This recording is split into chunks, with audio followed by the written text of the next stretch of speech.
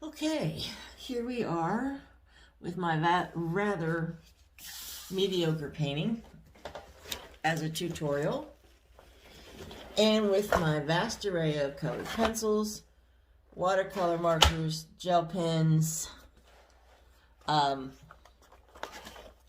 gel pens. Ooh. No spot for it, and Sharpies.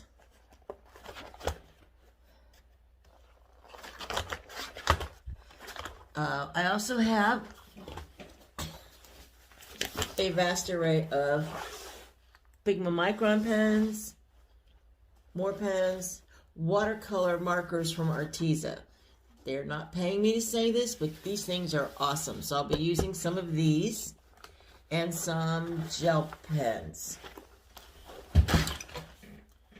And possibly some colored pencils. Yes, I have this little problem with art supplies. So, having said that, here's our painting. First thing I want to do is, you'll probably not be able to see what I'm doing off screen, is grabbing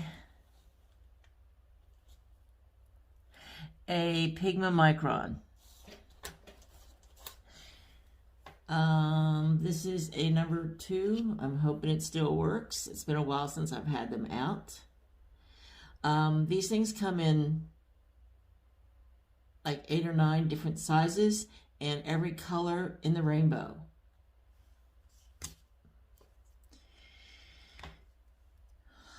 I've only seen the colored ones on their website. I've not seen them in the stores. So the first thing I want to do is go ahead and outline loosely. I don't want it to be a straight line. It adds much more interest if your line isn't straight or isn't necessarily to the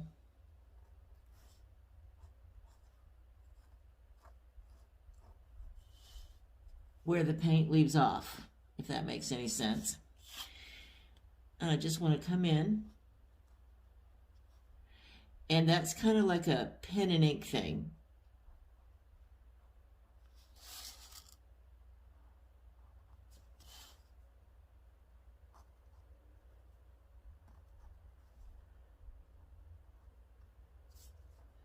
Where it's just, you don't even have to have a complete line.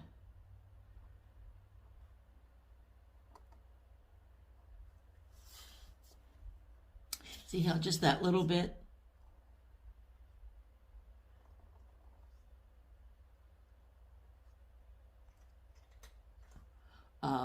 makes a huge difference. So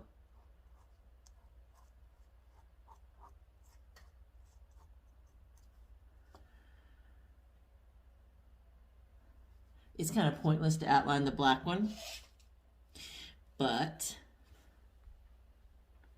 I'm going to put the black one away for right now.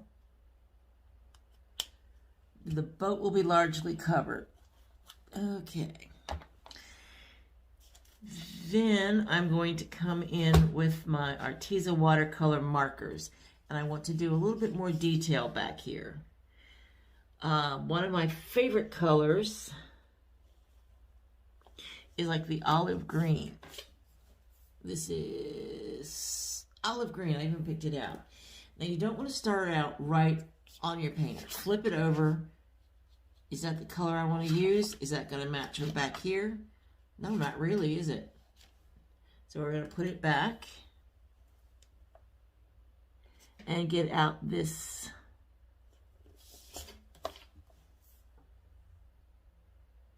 tawny, it's called. Let's check it on the back and see if that's what, oh yeah, that is much more what we want. So always test the colors that you're using on the back of your paper, or on a separate piece of paper. That even goes for watercolors. I just happened to know during this tutorial what I wanted to use. So what I want to do is come in with the tip of the brush marker and put in some dead stuff, dead trees.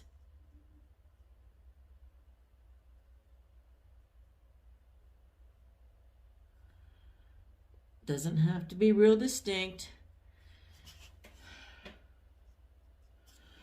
Might even want to put in like some, I'm trying to hold my hand to the side so you can see what I'm doing.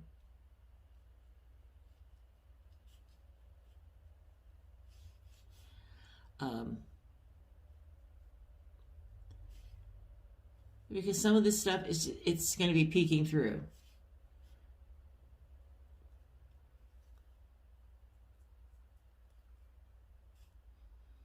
And then up here there may even be,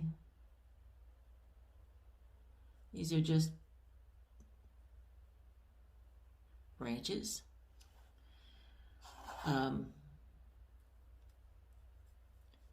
in some more beach line.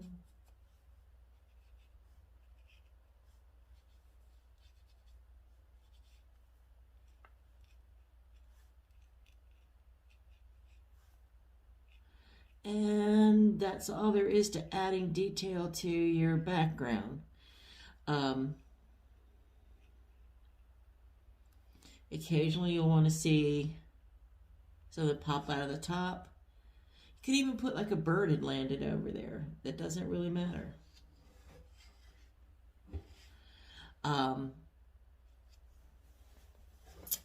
You always cover your caps on these things. They get everywhere. If it's still too distinct for you, you can come in and dab that. See how some of it's just dabbing it and blurring it a little bit, because I went a little overboard. And it will take it back off. To some degree now, you know, it doesn't all come completely off. See how that sends it a little bit more into the background, and you can see how the paint or the ink has come off on the. So I pick my tawny, this color back up.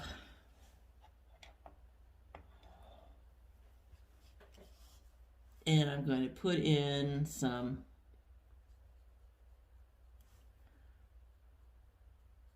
very light strokes here. This is just underbrush. That hasn't,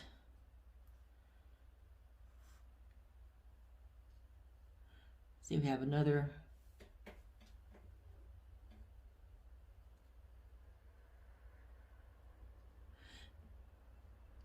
tree popping up out of the,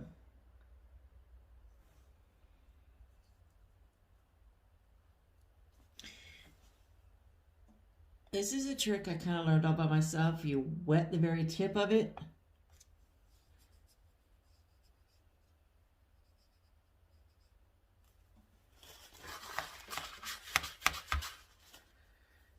And it brings more ink off.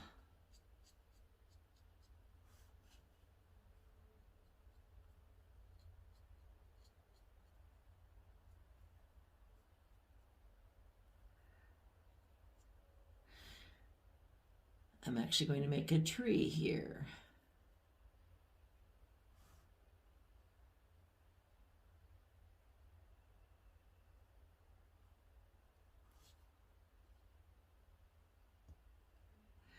We haven't really determined the, okay, this is not turning out to be the greatest tree in the world.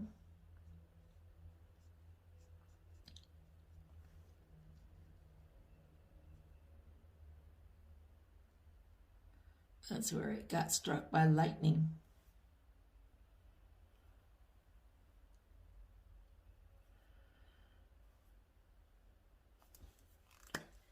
And we could come back in with, let's see, this is green tea.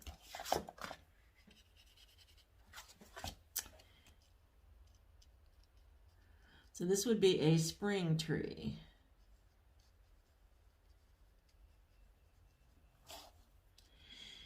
And I'm again not liking that.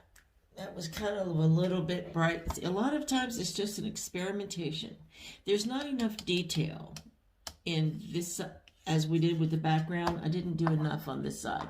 So now I've got to come back in and put it in. And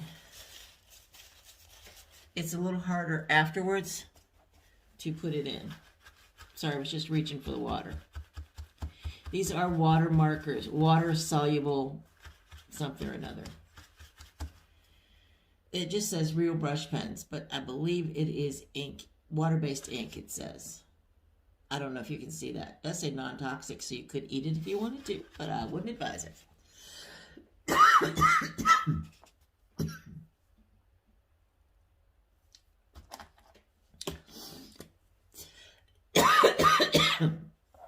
Excuse me.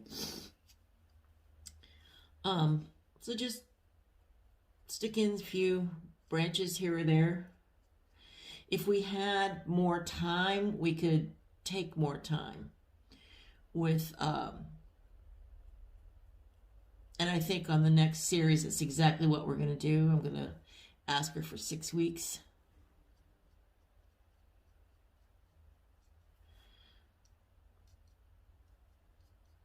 Okay, so that is a mistake. At this point, I would take the whole thing and start over. That did not go well. And I can't even think of a... Oh, wait a minute.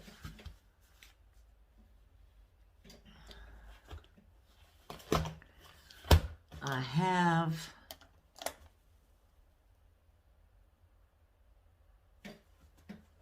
this color of marker.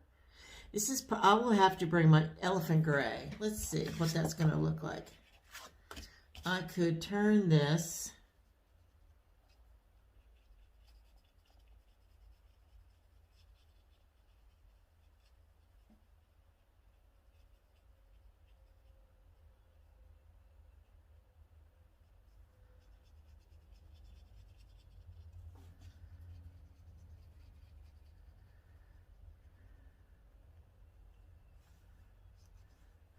into a rock.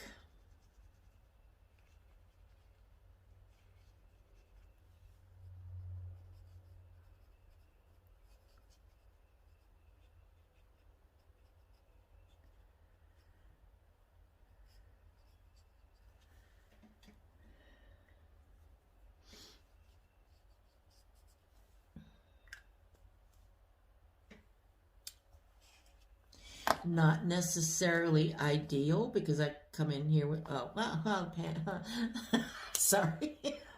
The paper is still too wet to do any kind of a detail on it just yet. So that would be the elephant gray. And I know this is probably cheating, although I will bring my markers in to class. Let's see. We need a white pen.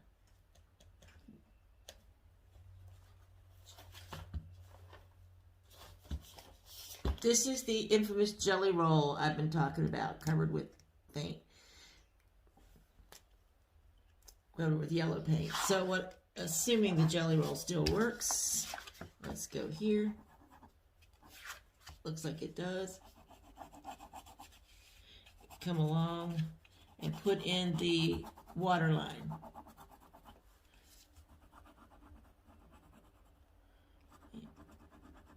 And it doesn't want to work all of a sudden. There we go.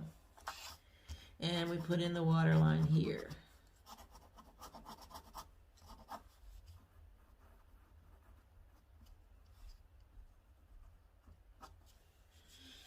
And the highlights, the sparkles. In this particular case, I'm thinking the acrylic paint is going to do better with the sparkles.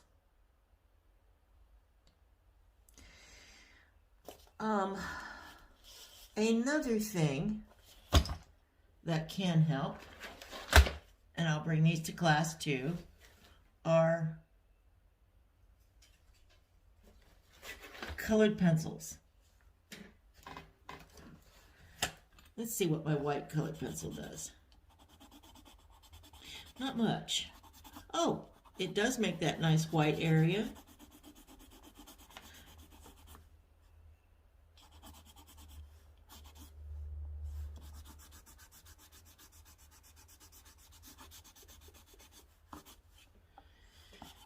Okay, this could be useful for that.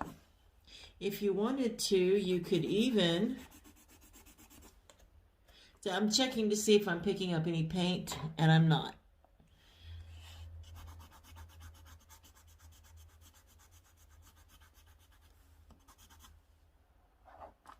You could even go in and create more of a highlight.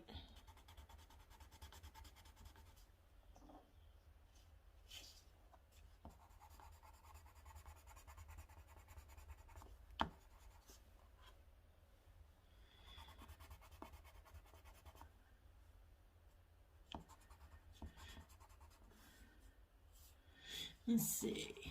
You can burnish over things you don't like so much and put them into the background.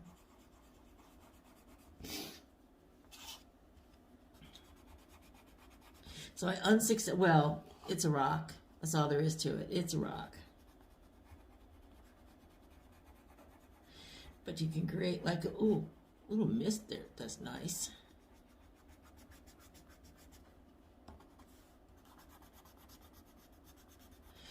Huh, okay.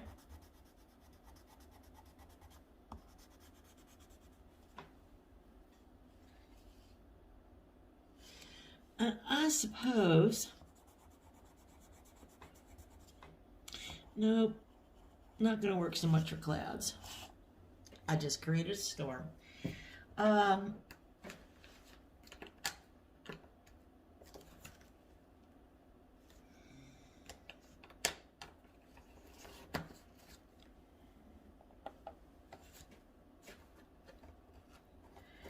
Let's see, we have this dark, I'm looking for colored pencils.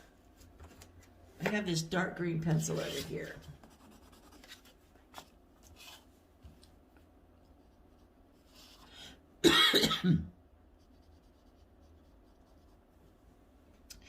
And I do know that you can use your white colored pencils to burnish with so that it looks a little bit more natural.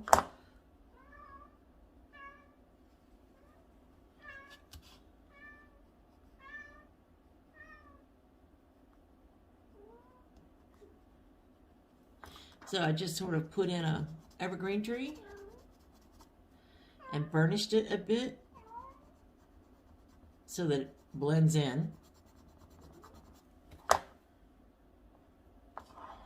those are the kinds of things you can do with your extra tools.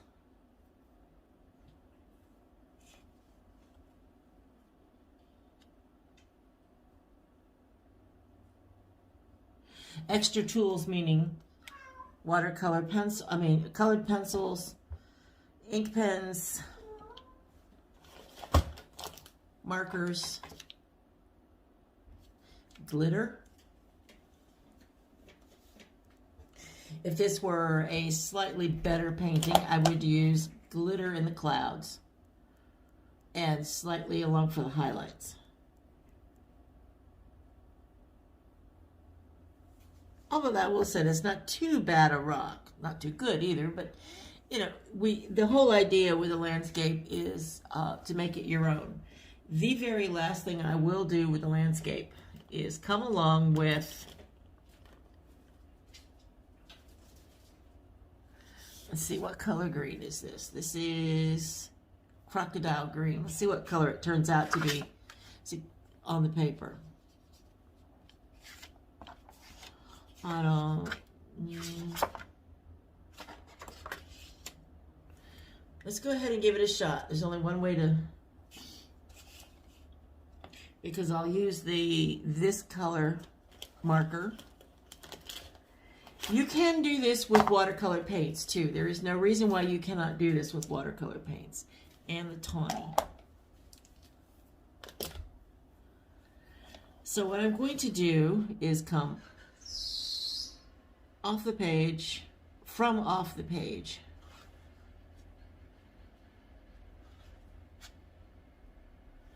And create like I might be viewing this scene from behind. And I'm not liking that all that much.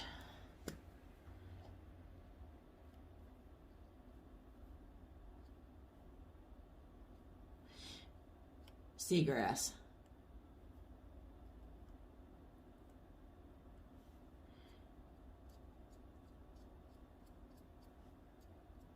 I'm trying to use just the tip.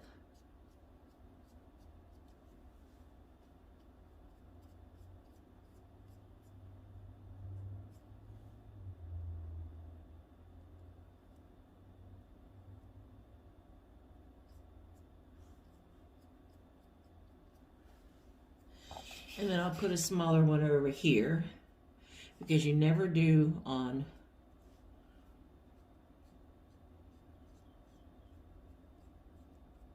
one side.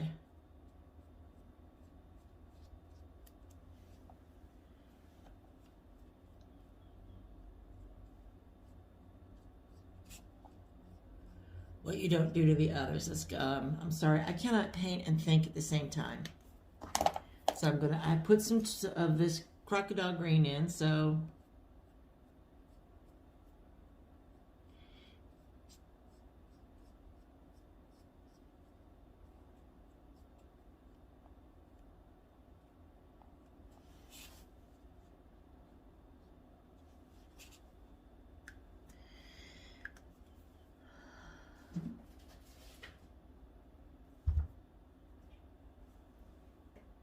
I'm looking at it and I'm saying, what else can I do?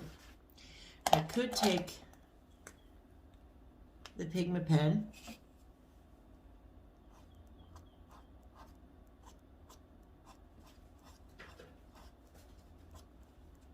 and come in with some finer detail.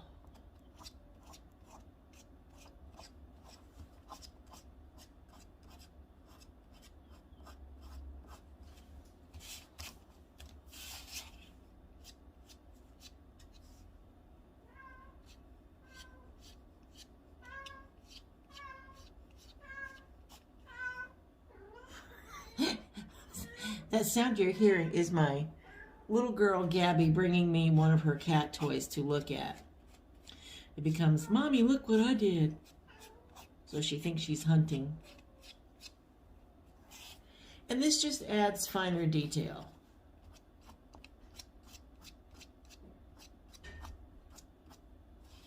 Could even do some of that in here.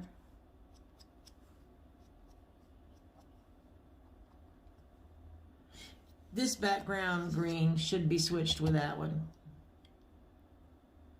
But, oh well. And we need another tree, so I might do some little green. So anyway, come in here with a little bit finer detail for finer grasses.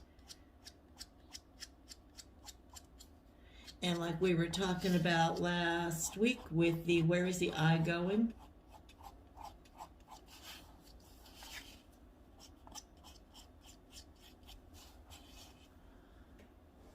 People who read left to right will start here and come down. This kind of stops the eye and brings it back over to that side.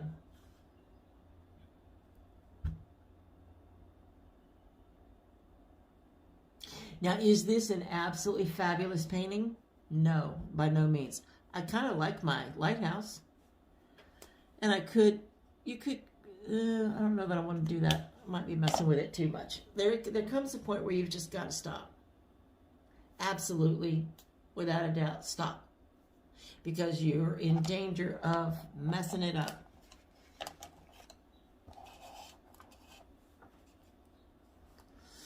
Let's see.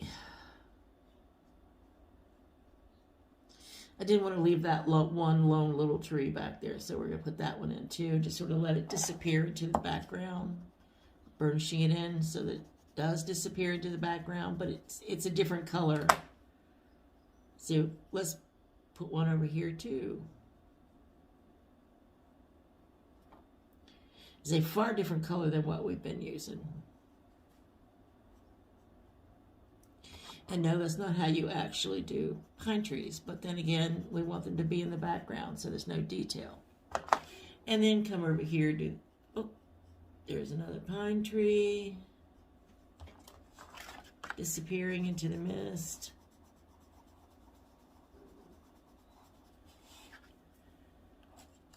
And let's put another one there.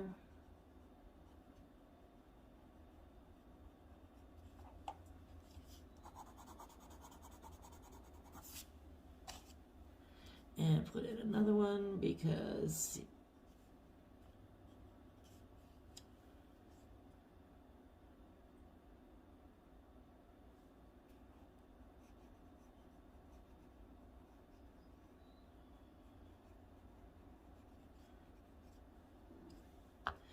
These are meant to be indistinct,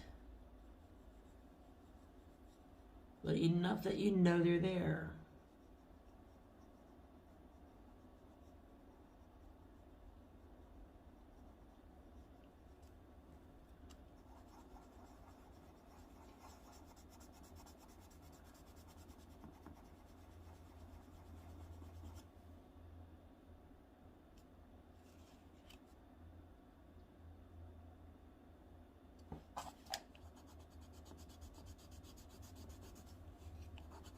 You know, this white colored pencil doesn't do half bad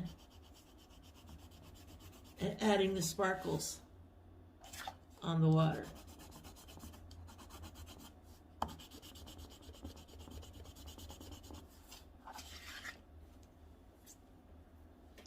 So you can futz with your painting as much as you like,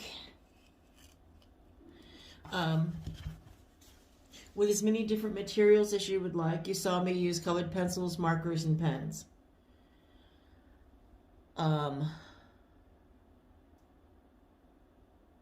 It's better than it was when I started, but it's also, as with anything, this is a matter of practice. You've got to practice your watercolor, the same as you practice your acrylics. It doesn't come easy because a lot of it is learning how to literally work the water, learning what the water is going to do on certain types of papers, because it's different on different papers, and learning your color groups and learning what you like and what you don't like. So would I hang this anywhere in my house? No, but it's a great tutorial for this is what you can do. And then in series 2, we will do what's really possible now that you've practiced your technique before the class and have your techniques of the wet and wet. And I'm thinking for the next series would probably be a series of flowers, maybe? I don't know. I need your suggestions and your feedback, and so does Oasis. They need to know what you want, because this is all user-driven, and that's you guys. So thank you for watching the tutorial. I hope this wasn't overly confusing, and I'll see you in class.